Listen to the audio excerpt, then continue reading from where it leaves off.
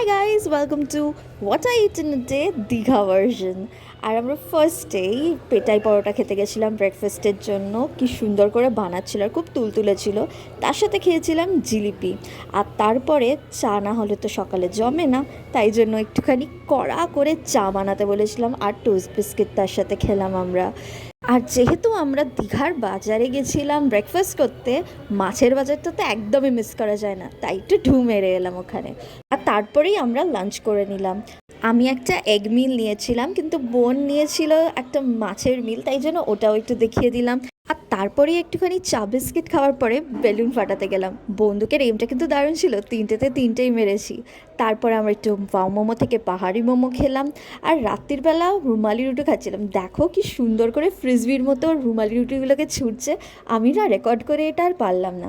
এই তরকা রুমালি রুটি দিয়ে আমরা আজকে দিনটা শেষ করলাম।